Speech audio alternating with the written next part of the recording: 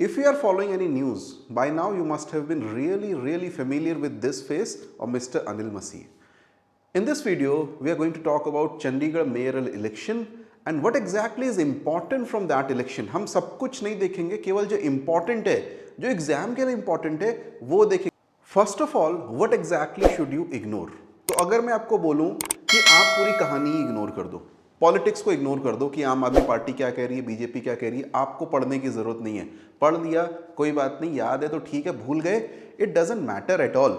अनिल मसीह का नाम भी याद है वो भी चलेगा, उनके कैंडिडेट का नाम या जो चंडीगढ़ का मेयर है, I don't think they are going to ask that in the exam. बिल्कुल भी याद करने की जरूरत नहीं है कि किस सुप्रीम कोर्ट की बेंच ने ये फैसला दिया था. आपको याद क्या करना है, बेसिकली तीन चीजें. नंबर वन, आपको ये पता होना चाहिए कि मेयर के इलेक्शन में या जो अर्बन लोकल बॉडीज के इलेक्शंस हैं वो क्यों होते हैं, कॉन्स्टिट्यूशन में कहाँ पे ये चीज़ लिखी हुई है कि ऐसी कोई चीज़ होनी चाहिए, राइट. सो कॉन्स्टिट्यूशनल पर्सपेक्टिव. सेकेंड थिंग, ये इलेक्शंस करवाता कौन है. And third thing, what exactly is article 142. That is all the news. अगर हम लीगल दृष्टि से देखें, लीगल पॉइंट ऑफ व्यू से देखें, तो article 142 is where the story is, right. So छोटा सा वीडियो होगा, फटाफट इसको कवर करते हैं. The first thing you need to understand is constitution and urban local bodies, ULBs. So हुआ क्या कि 1992 में the government brought an amendment. Which amendment, याद रखना है, देखो ये बहुत इंपॉर्टेंट फैक्ट है. This is called 74th amendment. यहां पे लिखा नहीं है लेकिन आप याद कर लो, 74th नंबर का अमेंडमेंट था जिससे अर्बन लोकल बॉडीज को इंट्रोड्यूस किया गया कॉन्स्टिट्यूशन में. उसके पहले कॉन्स्टिट्यूशन में थी नहीं. ऐसा नहीं है कि उसके पहले मेयर्स नहीं होते थे या ग्राम प्रधान नहीं होते थे, लेकिन वो कॉन्स्टिट्यूशनली मैंडेटेड रिकॉग्नाइज्ड चीज नहीं थी, ठीक है. Secondly, which part of the constitution they are in. So ये बहुत इंपॉर्टेंट है. पार्ट 9A में आपको मिलेगा this particular thing. Part 9A में आप देखोगे कि आपको अर्बन लोकल बॉडीज के बारे में दिया हुआ है.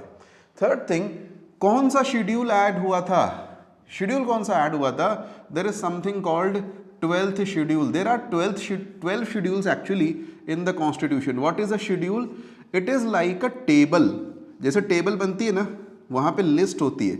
सो नंबर 1 लिखा है, नंबर 2 लिखा है, नंबर 3 लिखा है. ऐसी एक टेबल है कॉन्स्टिट्यूशन के लास्ट में. सो ऐसी 12 टेबल्स हैं. जो सबसे लास्ट टेबल है वो है 12th टेबल, जिसको 12th शेड्यूल कहते हैं. सबसे लास्ट लिस्ट है, उसमें 18 आइटम्स हैं और उसमें यह बता रखा है कि अर्बन लोकल बॉडीज के हाथ में ये 18 पावर्स दी गई हैं, ठीक है. Now this much is clear. सबसे कठिन जो आपको याद करने के लिए होगा वो क्या है कि इसका आर्टिकल कौन सा है. तो आर्टिकल 243, ध्यान रखना, आर्टिकल 243 में ही ग्राम सभा ग्राम पंचायत के बारे में भी दिया है, अर्बन लोकल बॉडीज के बारे में भी दिया है. ग्राम panchayat comes under article 9, part 9. Urban local bodies come under part 9A. तो थोड़ा सा ही डिफरेंस है. उसमें भी आर्टिकल P से शुरू हुआ जो अर्बन लोकल बॉडीज का इश्यू है, और कहां तक जाता है, आर्टिकल V तक, ठीक है. तो इतना आपको रट लेना है, दिमाग में याद कर लेना है, नंबर 1. सेकेंडली, जो चीजें हैं, अच्छा इलेक्शन कौन कराता है. इलेक्शन करवाता है, इसका जो आर्टिकल 243V में दे रखा है, स्टेट इलेक्शन कमीशन. तो स्टेट इलेक्शन कमीशन ने बता दिया कि दीज पीपल विल वोट. क्या होगा, कौन होगा, रिटर्निंग ऑफिसर किसको नॉमिनेट किया जाएगा. इनफैक्ट अनिल मसीह, जिनकी फोटो आपने देखी थी, is a very popular person now, he was appointed returning officer. Fortunately, unfortunately, या बहुत कम लोग जानते हैं, he is not a government servant. He is actually a political representative, political party का आदमी है. तो किसी टाइम पे ही वॉज ऑल्सो अ पार्षद, अ कॉर्पोरेटर, और अभी इनको बना दिया कि रिटर्निंग ऑफिसर ये बनेंगे. और बाद में फिर जो कहानी हुई वो आपने देखी ही होगी. नाउ सुप्रीम कोर्ट ने इसमें जो ऑर्डर पास किया वो 142 के अंडर में पास किया. Article 142 of the constitution has been in news twice और thrice in last 2-3 years. Important है, ठीक है.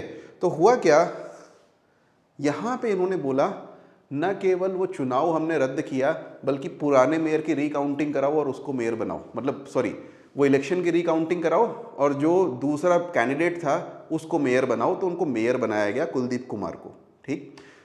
अब ये याद रखने वाली बात है, ये सारा काम आर्टिकल 142 में हुआ और 142 में लिखा क्या हुआ है। It gives a very broad power to the Supreme Court. वो बोलता है उसके सामने कोई भी केस हो, any case in front of Supreme Court और एनी मैटर, केस ना हो मैटर भी हो, ठीक है, वेरी ब्रॉड पावर, बहुत ही ब्रॉडली डिफाइन किया। In that it can pass any decree or order doing complete justice.